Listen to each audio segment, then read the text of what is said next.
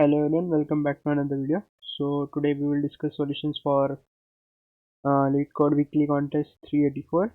So I was able to solve all four problems, so I will discuss all four solutions today.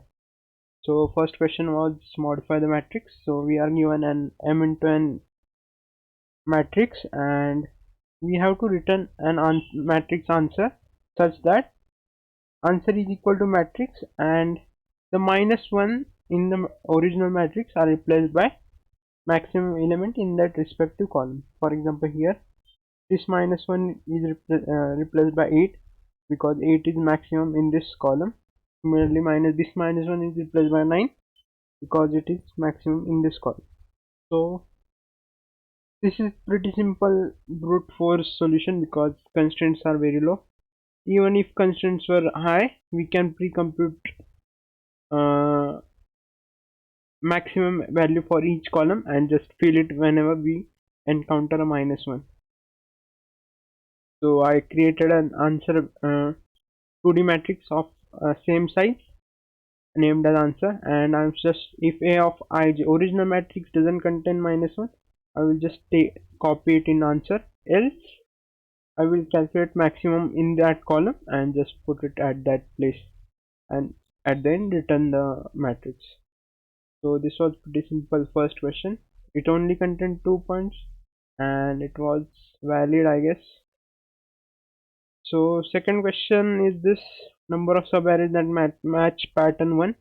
So we are given an integer array nums of size n, and also we are given another array of pattern of size m, which contains minus 1, 0 or 1.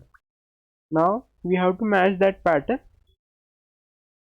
to our nums of array, and we have to return how many subarrays match that type of pattern of size m plus 1, because if each pattern value is respected to two values in nums, so for representing a pattern of size m, there are at least m plus 1 values in the subarray. For example, here, so the pattern 1 1 indicates that there is a strictly increasing subarray of size 3. So in this case there are uh, 4 such subarrays starting from 1 2 3 4, and 101 means minus 1 means first increasing, then equal, then decreasing. So this type of pattern is at position 1441 3553. So this matches two subarrays. So here the constraints are very low, and the second part of this question contains higher constraints, but for now we will just see brute force solution. So I will just match this pattern from m to n, where m is size of pattern vector and n is size of original nums vector. So for each subarray of length m, I will check if it matches each subarray of length m plus 1. I will check the pattern according to the respective values, such as if b of d is starting pointer, if b of d is 0, I will just take a of j and it is not equal to a of j minus 1, I will just make found equal to false. So whenever condition contradicts with the pattern, I will make found equal to false, and if found remains true for each subarray, I will just increment that counter. So this was also pretty basic question. Let's move on to third question. Now according to me, this was probably the toughest question of this contest because both the problems has almost same number of submissions, but this problem is predictable. This problem requires some observations, and some there are edge cases also. So in this question we are given a string array words of length n, and we can perform this kind of operation where we choose four integers I, j, x and y. So I and j are between 0 to n. So we choose two words and we swap characters, any one character of first word with any character of second word, and we can perform this operation any number of times, and we have to return maximum number of palindromes words can contain. So I can replace any character from word I to word J, but I can also replace any character of word I to any other character of word I itself while going another path. For for example, I will swap that I with J, some J, and again swap that J with another character which we desired here with I again. So basically we can swap any two characters of any word, means it can be same word or it can be any other word also. So the simulating the solution will not work here. What we have to do is try making as try making as many as palindromes you can make within these characters, and the length of them should be equal to one of the lengths which is available. For example, here 4 length 4 is available, length 2 is 2 number of times available. So we have 2 2 4, and we have 4 A's and 4 B's. Now for 2 we can add 2 A's, here we can have 2 A's, and here we can have 4 B's. So we can make here 3 palindromes in this case. Similarly, here we have 2 A's, 2 B's, and 1 C. Now we have to the available lengths are 2 and 3. So in first case, what we can do is we can use 2A, and in second case we can use 2B and 1C. This C we will put in between. So palindrome of odd length doesn't has requires an additional character, which is only one character which has occurrence of its parity equal to 1, and all other elements should have even number of occurrence. So this is basically edge case we have to consider. And similarly in third case, we available lengths are 1 2 2, and all the elements has occurrence 1, so I can just put A or C or anything available here, and I cannot make palindromes here because there are no even number of occurrences remaining. So this is one of the observation that we have to just consider frequencies of all characters. And second is to start making palindromes with less number of length. So let's say we have option to make 1 2 3 6, and we these are available lengths. We will start by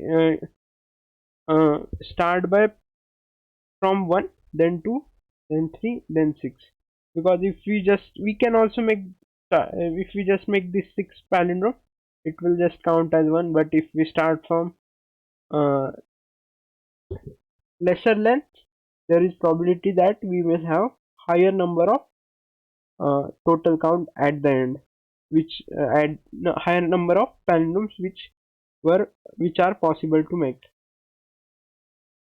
So let's see its code. This is a simple implementation, but these two observations are important. So what I am doing is I'm storing the frequencies in MP, and I'm just using this. I don't use this odd vector, I'm just using this even vector.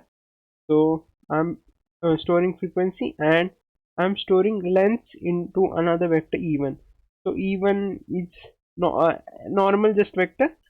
So even doesn't mean that even length or anything. It's just the name.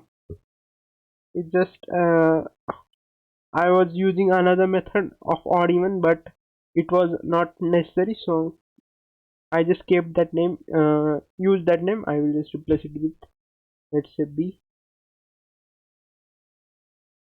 So CNT is answer. Total is total number of characters, and odd means, let's say if we have occurrence of characters such as, if we have three occurrences of A, so one of the occurrence of A can contribute to odd length palindrome. So I will use that one as separate for odd length contribution, and other two will remain for even or odd length contribution. Both can be, this even number can, this can contribute to both, but this additional one will always contribute in odd length palindrome. So I'm adding total MP of I but subtracting if the parity of occurrence is 1, and just incrementing this odd plus 1. This will just update it, but I'm not using it further, so no worries. Then I will sort the vector B. Let me just make changes.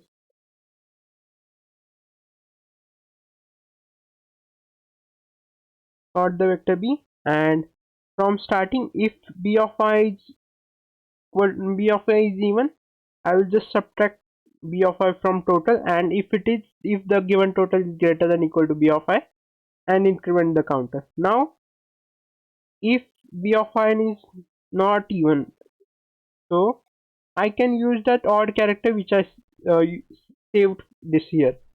I will use that odd character for odd palindrome.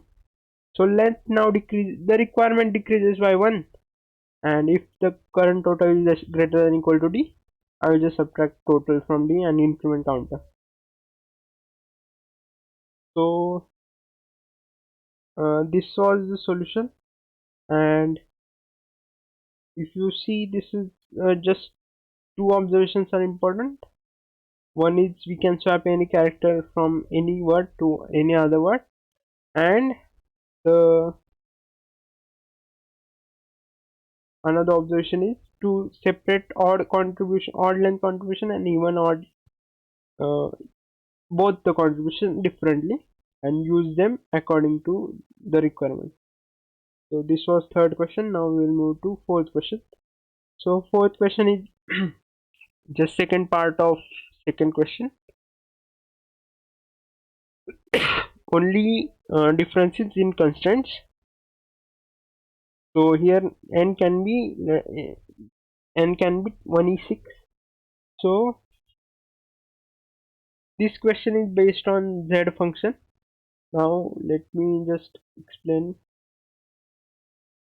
So you can learn this prerequisite of this question is z function, and z function is basically a string matching function. You can just read this uh, uh, page on CP algorithms, because even if I explain this, it's better explanation than any YouTube video. So I will just suggest you to read this blog.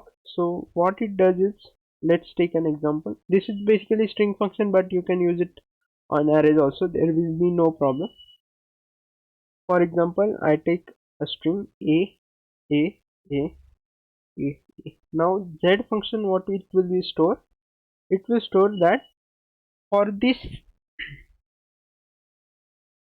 I starts from 1 here, because for this I, how many, what is the length of prefix which matches with uh, the character starting from I. So for this I, value should return, let's say here it returns k.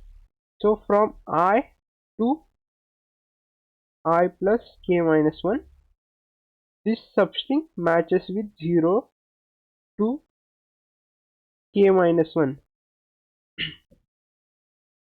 So the substring from I, which has length k, it matches with prefix of original string s, and that such maximum such length k is stored in this z function. For example, here this 4a matches with prefix 4 of length 4.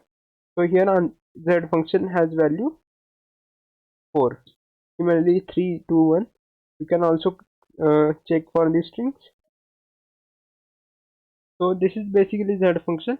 Now in this variation, what we need to do is we need to convert our original array into z function.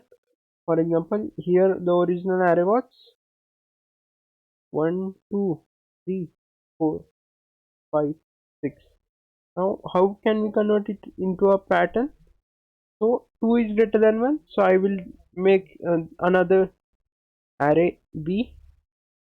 I will make this one 3 is greater than 2, this will be 1, this again 1, this again 1. Similarly in this second case I have 1, 4, 4, 1 and 3, 5, 5, 3. So here vector b will become this will be 1, this will be 0, this will be minus 1, this will be 1, this will be again 1, this will be 0, and this will be minus 1. Now we have to check 1 0 minus 1 pattern occurs how many times in this array. So it occurs here and here. So the answer of this question will become 2. Now how can we use z function for this? I'll just push this uh, uh, pattern at prefix. So I will push that pattern first, 1 0 minus 1, and I will push this vector next. So 1 0 minus 1 and again 1 1 0 minus 1. Now I will calculate z function for this, for all the values, and I will check if the z value from this point, if it is greater than original pattern size. So if this count is 4 and original pattern had 3 elements only, so this pattern matches with first 4 characters, which is greater than original pattern. So I can this from this index, the next 4 elements match the original pattern, so this can be one of the sub arrays. So I will just increment that counter here.